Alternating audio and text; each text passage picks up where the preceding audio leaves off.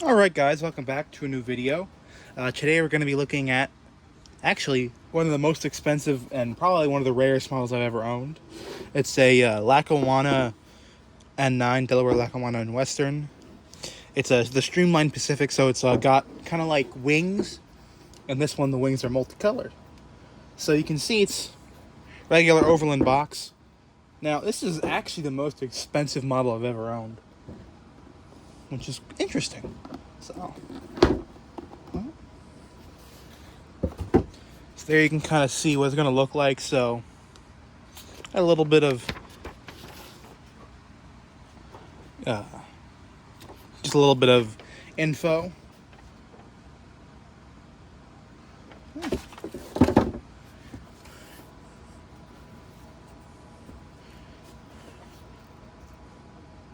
don't know what that's for. So this model is not brand new. It's been used, but it's basically new.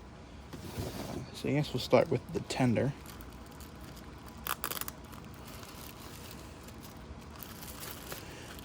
And you can already see the coloring through there.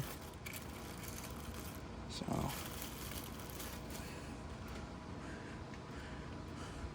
there you can see it.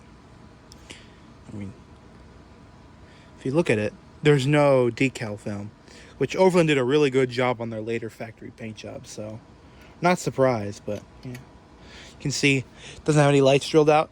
I probably won't drill out anything in this just because this is the kind of thing where when you drill something, it decreases the value. So I will put that at a place where it will not fall.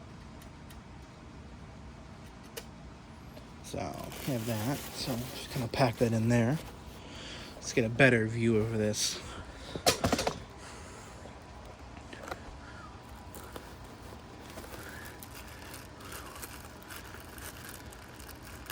So I don't remember exactly how many of these were made, but based off when it was made, I am guessing ones that were painted and that were painted like this. It's probably less than,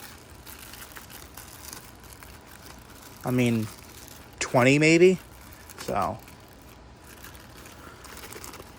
extremely rare, and I don't like it. I don't keep the sleeves because I don't like them.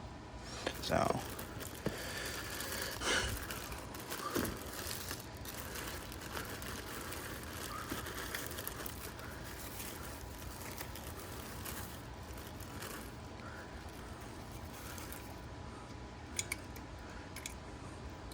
there you go. And that is just absolutely gorgeous. Yeah.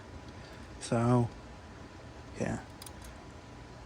So I'm gonna put this down and I'll talk about it more once it's not in my hand. So now you have the model on the track, you can kind of get a better view of the model and the detailing.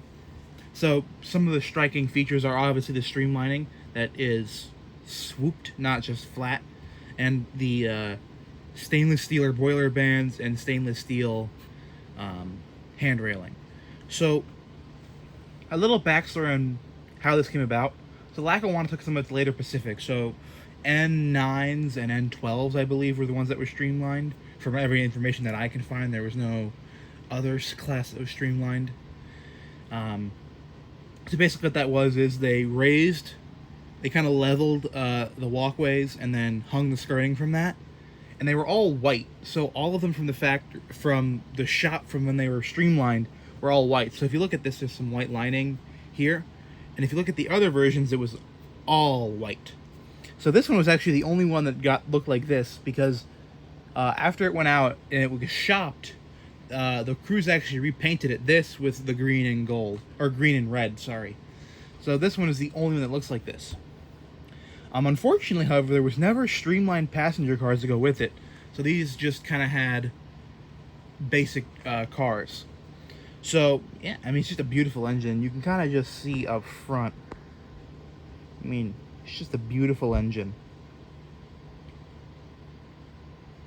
And another interesting thing that Overland did is if you look right there at the wheels, They're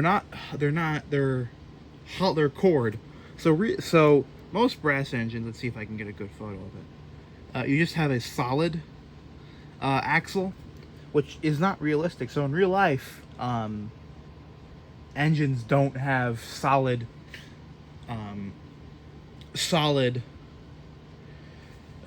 rods, axles. So this, so if you look on the Overlands, they have these. Even some of the earlier Overlands, like the C&J, I have a C&J 282 that has the exact same treatment. So just little things like that kind of add to the detail and the just kind of show you that their attention to detail was really accurate. So now we'll get a little bit of a running in this video. I don't have any cars to pull. First off, because this thing is very light, and I don't want to strip the plating too much.